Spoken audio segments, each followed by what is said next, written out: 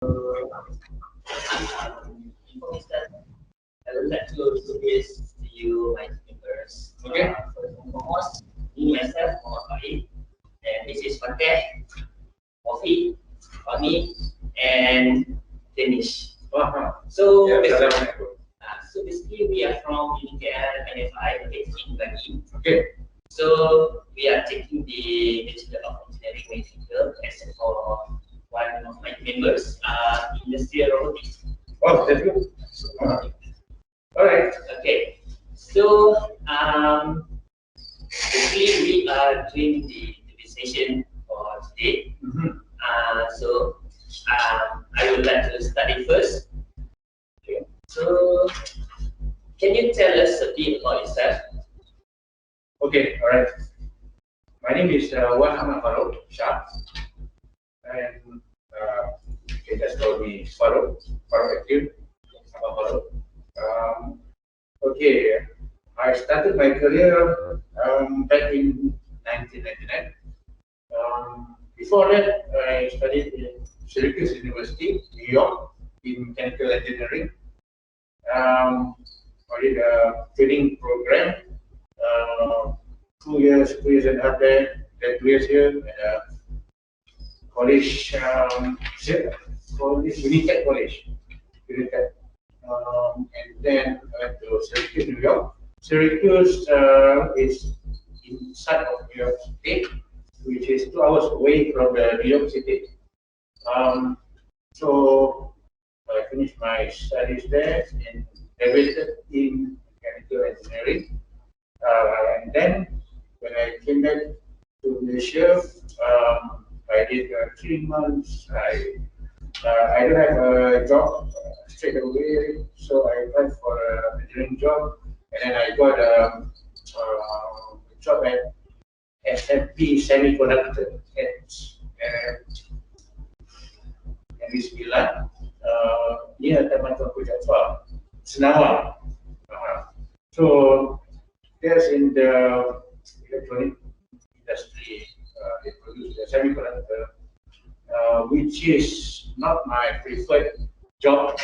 Because I was into automotive, even in the US when I studied there. Yeah, I really like the automotive scene with the cars and all, especially the cars and bikes. I used to ride bikes, school bikes. I was into school bikes first, and then after that into cars. When I did my degree there, so I started to like cars because the cars there was very cheap, 600 USD, 1,000 USD. So the students can afford, especially the Asians. I was a Mara student. Yeah, and then after that, yeah, converted the loan into scholarship. Yeah, and then after that, okay, after I worked in the assembly department, I at the same time applied for a job in Proton, which is my preferred job. So I got into Proton back in '99. After 3 months over there, at the assembly semiconductor, then I worked. So they placed me at R&D division. Proton is a very big organization where they have R&D. Inside the R&D, they have a lot of departments. So they placed me in the homologation and testing department, or some say testing department, or in short. So in the testing department, there are several branches, which is the sections. So one of the sections is called chassis engineering. So chassis engineering handles all the handling work, rider handling, the brakes, and then these two is under chassis engineering. So under the chassis engineering, I was placed in rider handling unit. So rider handling unit carries the trademark of Lotus ride and handling. So that's the task that we had to undertake. At that time, Proton just acquired Lotus. So Lotus was under Proton, and then the technology must be transferred to Proton, and part of the technology is into the suspension. That means rider handling. That's what they call it. That's why we have this. They started handling by Lotus for the cars. So at the same time, with the position of Lotus into Proton, all the Proton cars must have a very good rider handling. So I was the first batch in the transport technology, the first batch of Lotus trained engineers. We have about 4 engineers at the time.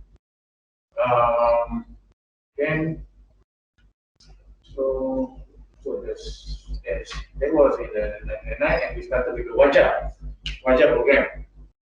At that time, the Wajah just started, and the main target is to have the first nation car to be built from scratch, zero.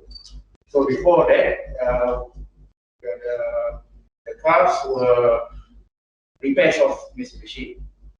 Wajah was the first Proton, and we must do repairs in overall. So I think that one of the best aspects of the Wajah is the ride and handling. So we want to have a car that can match the European cars. Basically, for me, I love BMW, so I focus more on the handling and ride comfort of the Wajah towards that car. But we have our benchmark cars. Audi, we have Volkswagen as a benchmark, and we have Renault. A lot of that segment of the car that same line with the Wajah.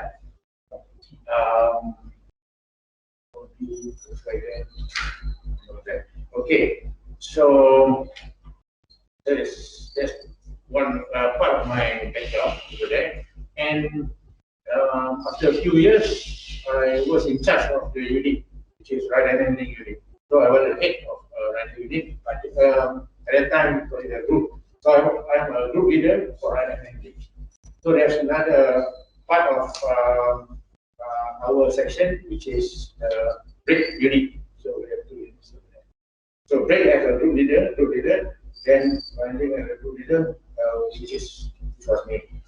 And now I think they already changed the unit into a department, but the number of manpower is still the same. 3 to 4 engineers, connected technicians, and all that. And have a section head, which is manager level, assistant manager level, which takes care of the handling and also the brake.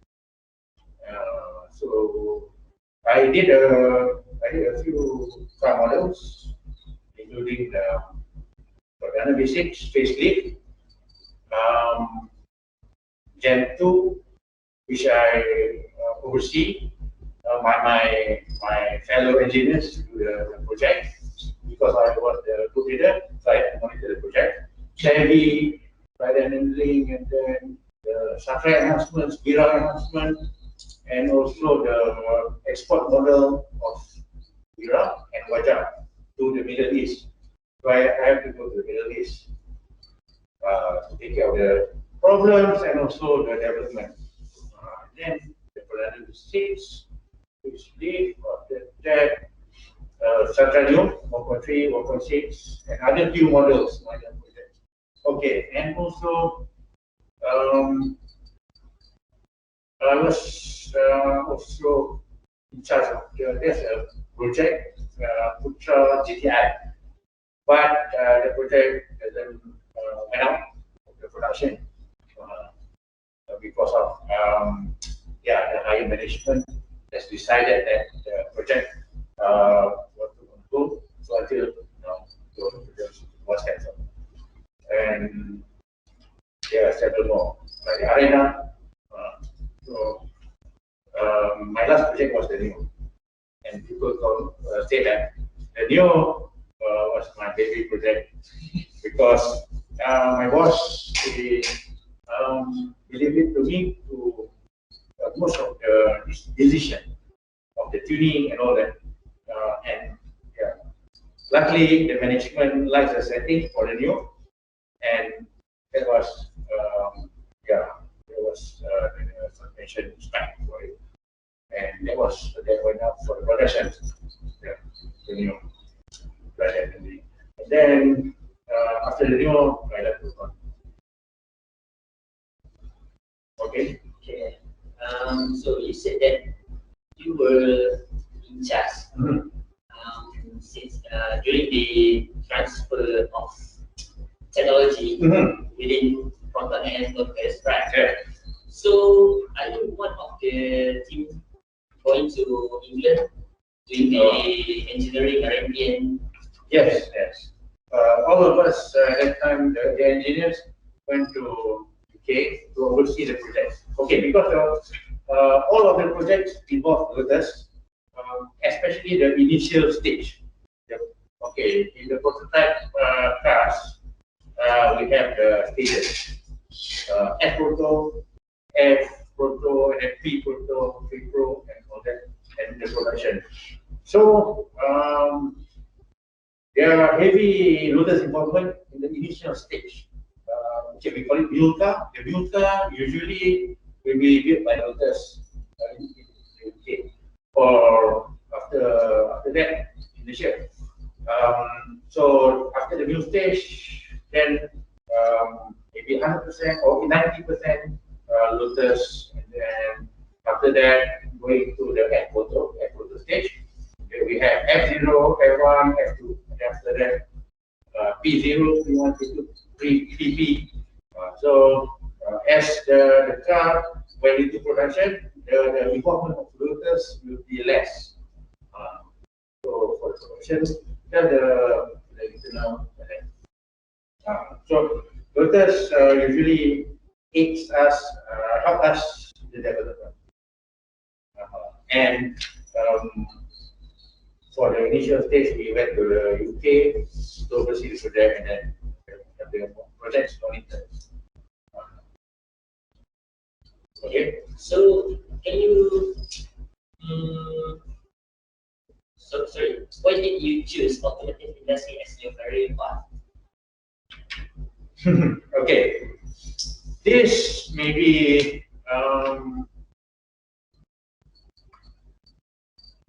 just that is inside me. In the first place, since I was young, I was exposed into cars. So really love cars, and then bikes and all that, automotive. So just naturally built into me. And then after that, I went to the US, and then I saw the cars over there. That makes me interested in this automotive industry. And further after that, when I work in Proton, so yeah, that was my why I left this industry. Maybe it's all about passion, right? Yes, question. I see. Okay, so maybe can you share with us your proudest achievement since you have been involved in this field? Okay. Okay, I think the achievement was that my work involved during the Proton, when I worked in Proton, was that I did the Prime Minister's car, the Chancellor stretch, Chancellor, to make it a better comfort, a better car in terms of ride and handling, specifically the comfort. To me, I'm proud of it because I did the prime minister stuff, and also I did the cabinet minister stuff. They have several number of ministry cars were given. At that time, maybe the stretch, I mean, the stretch wajah or something, the padana. So all that was the tuning, the strategic tuning was my work, and also my technician helping me, and also the federal engineer that we worked together at that time. But this was basically all the work was in the background. We don't tell people that the bottom does the prime minister. So there's no need to go. But yeah, I'm proud of it because I did the head of the Malaysian if I'm in your place that time, maybe I will be proud as well. I will tell my kids. Okay. Okay. So last question. Why did you choose to change your career path from an engineer to a technopreneur? Okay.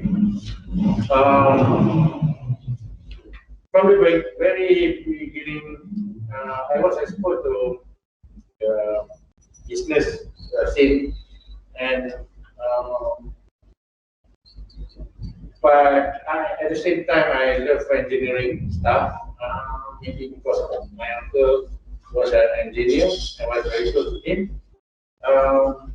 So I like that path, and because another thing, my father used to be a contractor, so he's into the business scene.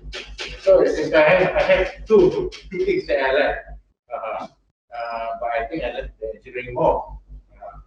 So that's the thing why I became a businessman and also an engineer at the same time. So I did. And now we're doing both. I'm doing both. Okay. Yeah. And also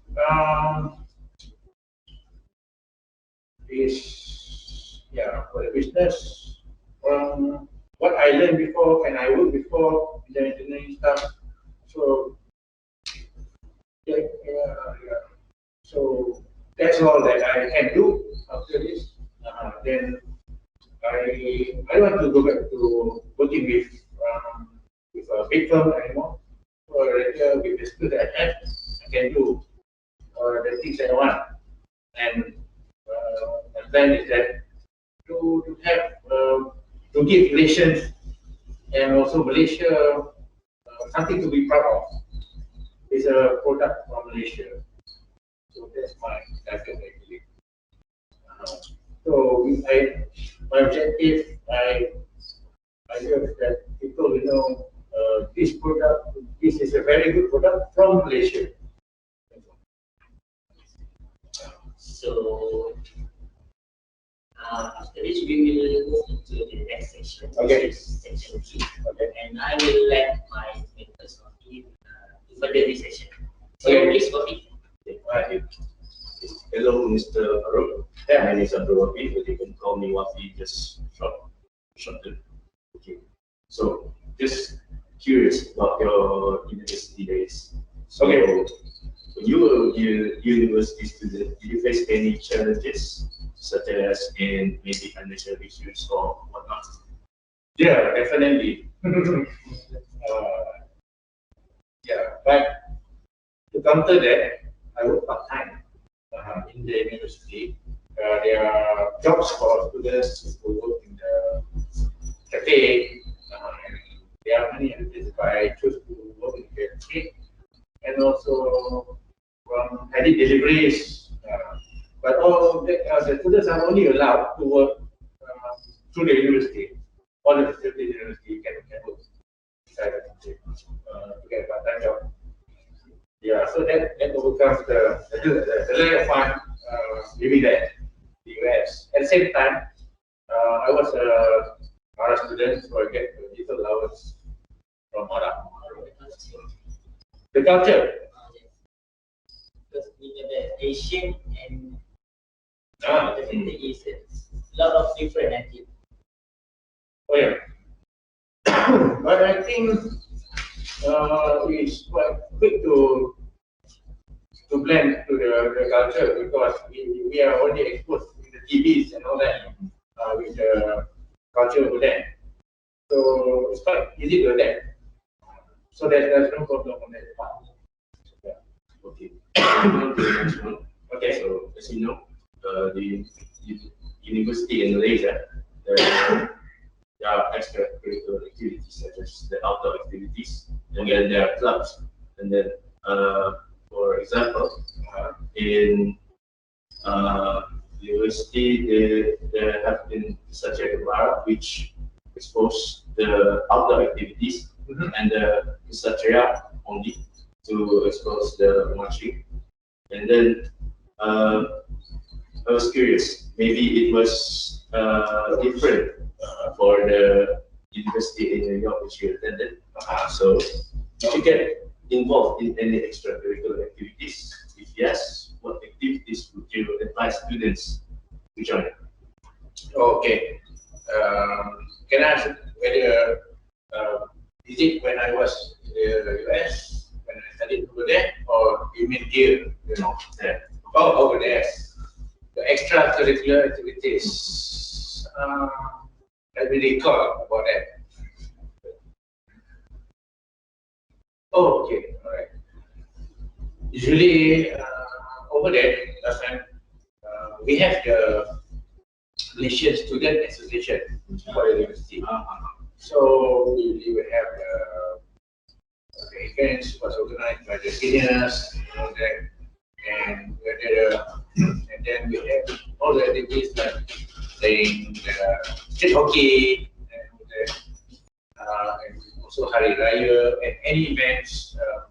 Yeah, we have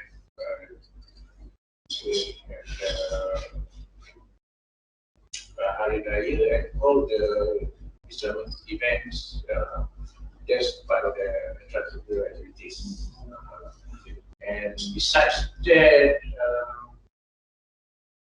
I was not much into sports actually. But the community thing, yeah, we basically involved because we are part of the community, which is the association. Is there any automotive club or any automotive? I think we have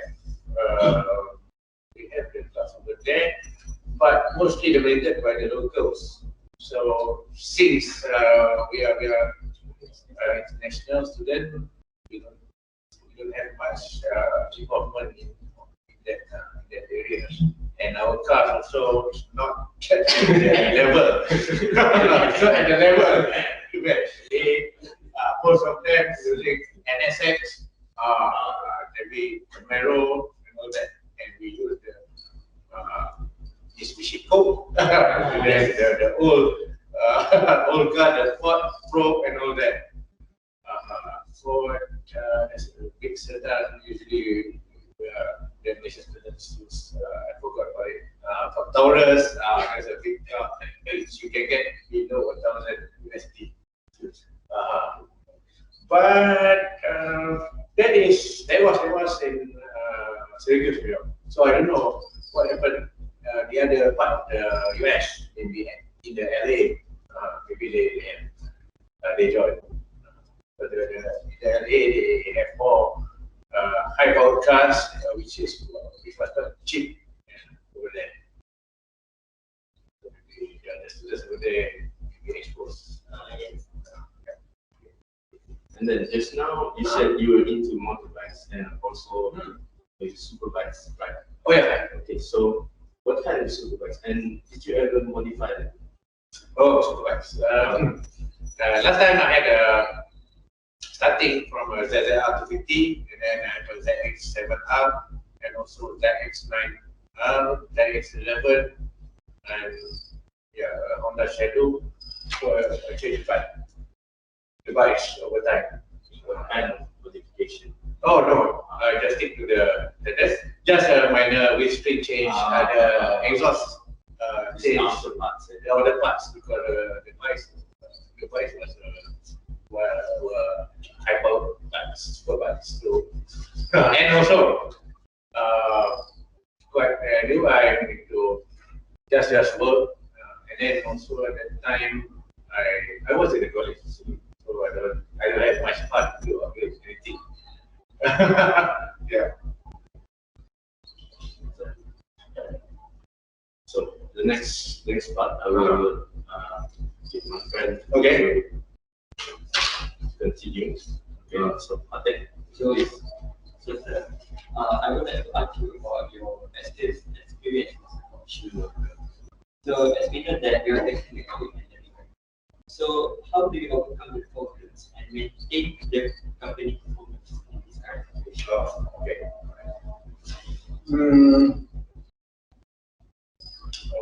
Okay.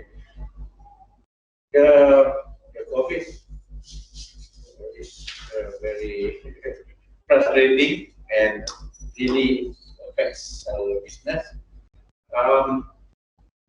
But sometimes I feel there's a blessing into it. And last year, after the BJP, we started to grow suddenly from one shop to three shops, and then there's a buying spree in the Malaysian people. I mean, we sold quite a lot of our products last year after the BJP. Maybe because they already reserved the money because there's a moratorium.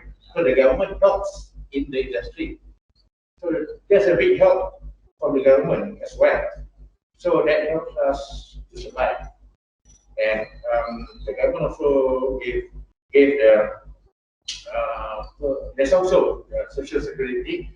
That means the government gives each of the workers some money for us to pay so they help, the government helps.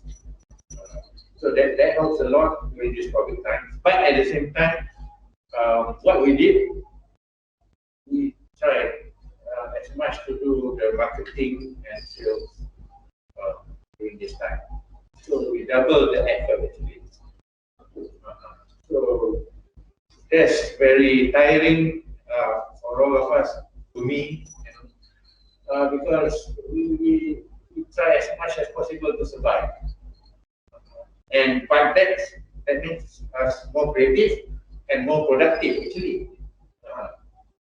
Yeah. So, as you mentioned, what is the most challenging task that you face in this question? I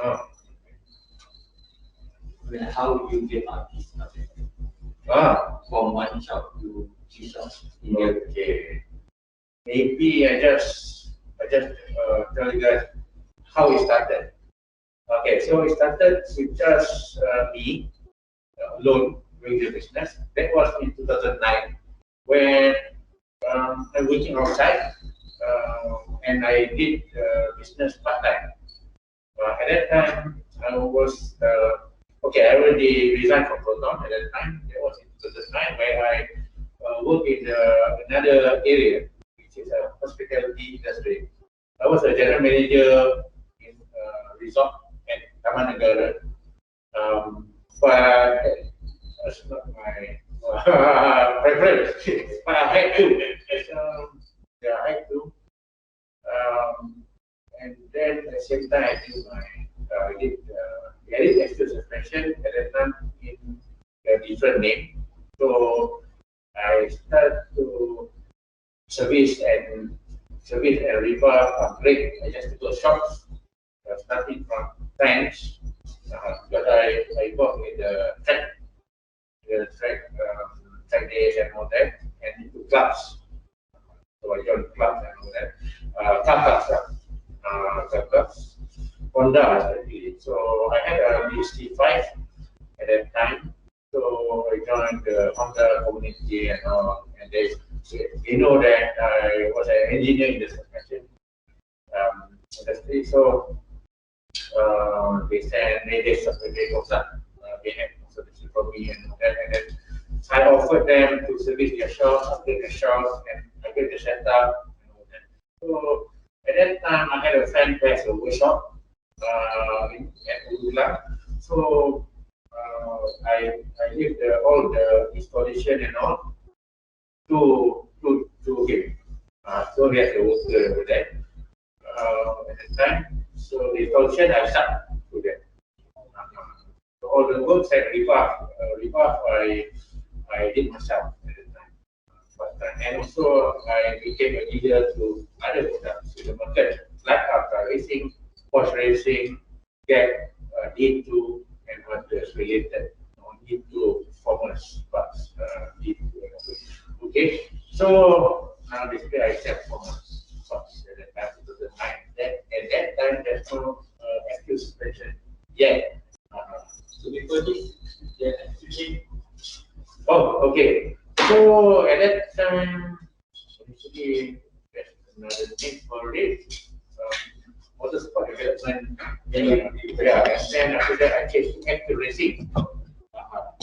So F2, the word F2 is because this name people call me Khairul. So Khairul for racing. So that's how it comes F2 racing. And I did suspension. After that, in 2012, so active racing suspension. So currently how many staff? Currently, including the 28 staff. How will you actually use this skill? Yeah. In the same groups? Oh, that was originated from Proton. From Proton, where I was in charge. I was an engineer and under me technician, and I have a fellow engineer. So at the time, and also from my experience taking care of the result in Haslin area. So that is the skills for it. Right now.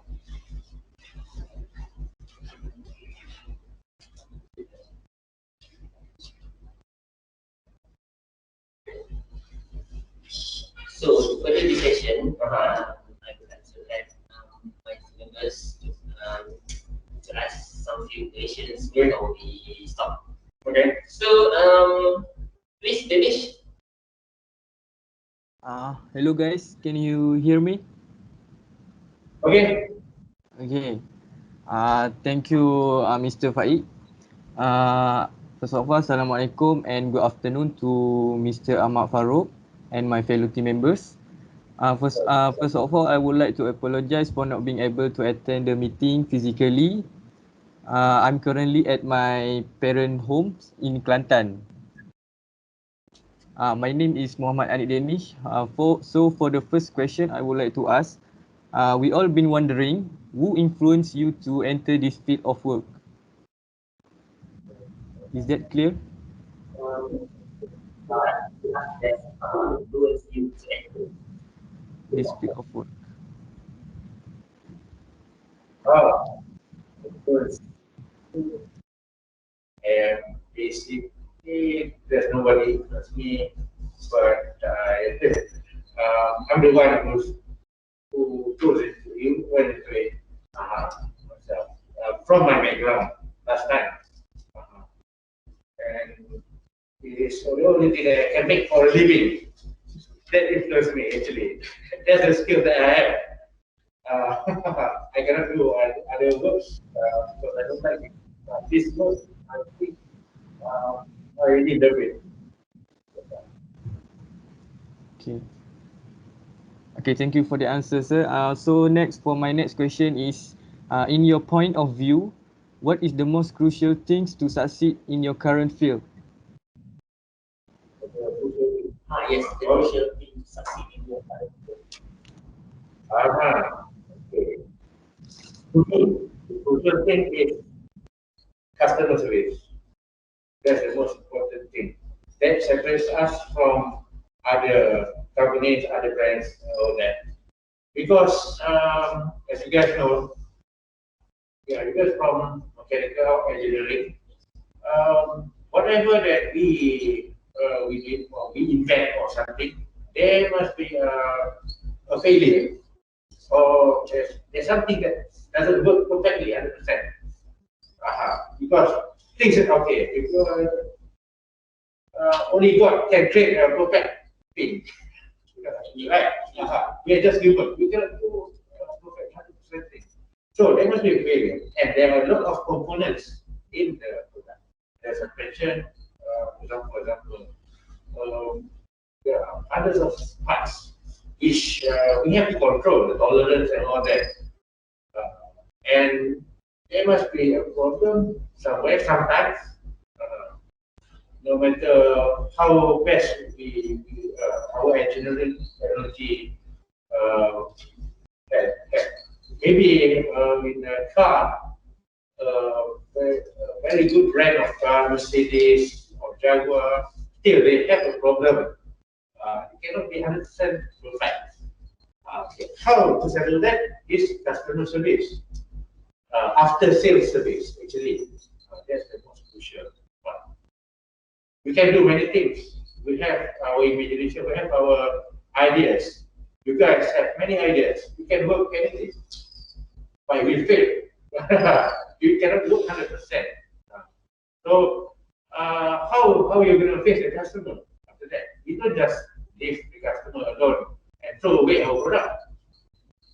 Instead, we give the customer a chance so that we can work it out and we improve the parts. So we continuously improve our product. So that's the main thing. That's after sales service. How you take care of the customer and you sell parts. Because a happy customer will bring his friends and to come and buy the products. The word of mouth is very important. That's the main thing. Very crucial. So that sells. That sells more than we do advertisement. Actually. So can I continue provide?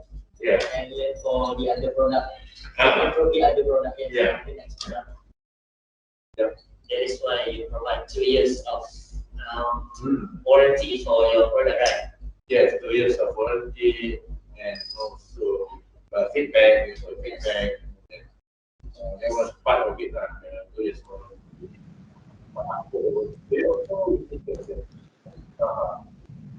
So back to the point is that I want to have my customers to have a very good or satisfied, a very satisfied customer, and to use my product. The satisfaction. That's why I want to actually kill for perfection. So we don't say that actually is perfect suspension. Kill for perfection. We go to make the customer satisfied with product. Okay, thank you. So for my last question is that, in your opinion, has the youth work ethic changed in today's workplace? The youth work ethic. Sorry. In your opinion, as the youth would take today's workplace.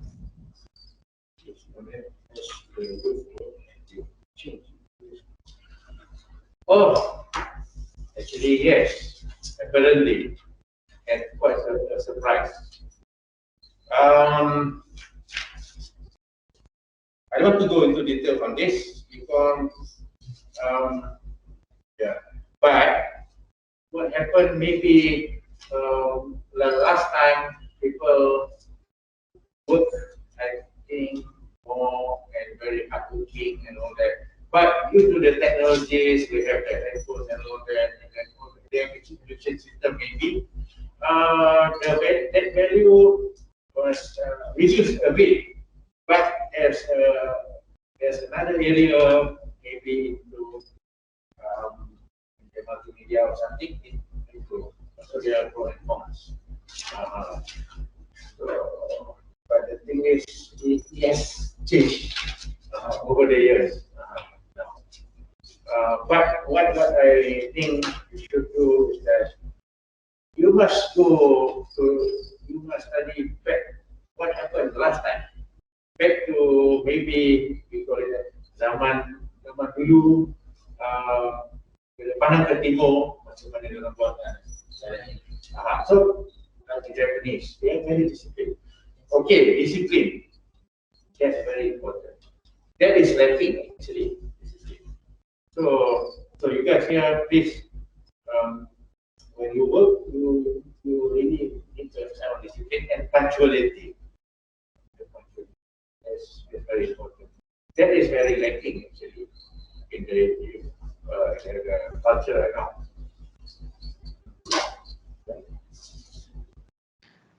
Okay, thank you for the great answers and advice, Mr. Farouk. I think that's all from me. I'm sorry if my voice is not clear enough. Next, for the question, I will pass to Mr. Izzat. Yes, you can call me Fahmi or because my name has a three, Khairul, Izzat, Fahmi. Okay. Or you want to call me Fahmi, is okay.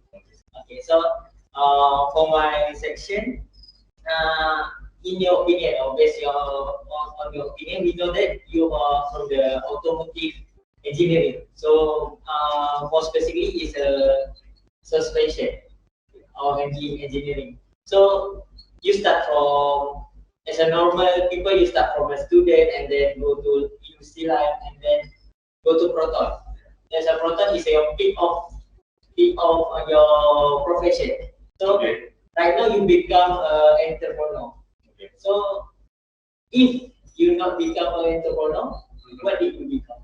After your profession as a Proton engineer. Okay. I was into the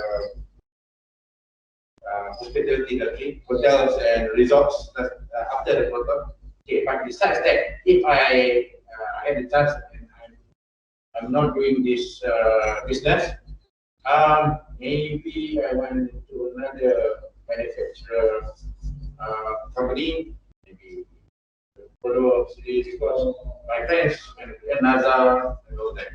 Maybe I do that. But because of the situation at that time, I can't afford to work at that place, but I have to go into the hospitality industry because at that time, that was my actually the result was my in village kampung. Okay. So at that time, I had to help my family to take care of the resort. Of course, it was on a loss at that time, and yeah, I have to help in the business over there. But luckily, I learned a lot of things, especially management, the management part of it. So if I don't do this business, maybe I continue to work to venture into the tourism industry. Oh, so basically you start from the result because you want to have your family or take up your family. Oh, so I think based on your answer, I think you like to gain experience, but more to your patient because you say that you design from Rotan and then you want to go to Produa and then you want to get more experience. More experience in the automotive industry. That was my preference. Oh, yes. Some of my friends went to Mercedes-Benz, BMW, and then other Khairul and all that. So for me, if I have chance like you, I want to go to Audi. Audi, yes. That's good. Because I really like Audi's car. So basically, right now you have become a successful leader for your F-Team racing. Oh, yeah, for the business. My own company. Okay. From 2009 and 2000 until 2021, I think there's a short period of time to gain a lot of, dominant. Because more people that know. I actually didn't know a lot about your brand, but I see a lot of commercial in the TV. Yes, it's like a sponsored by you. Yes. Is it TV or the internet or internet? Maybe his maybe YouTube. Oh, I would like to ask you what the crucial ethics that need to have in a young leader to be a successful leader. Okay, all right. The word is discipline, and discipline, and also opportunity is discipline also. So basically, the word is discipline now.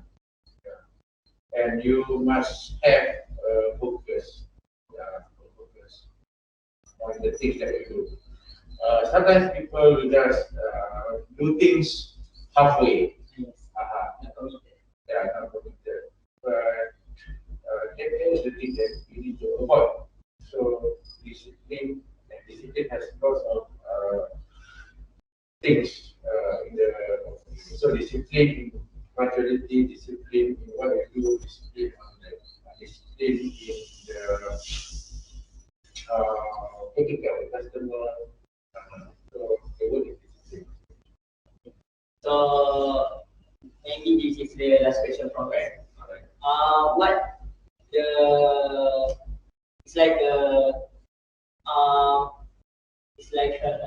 what do you want that did not achieve until now?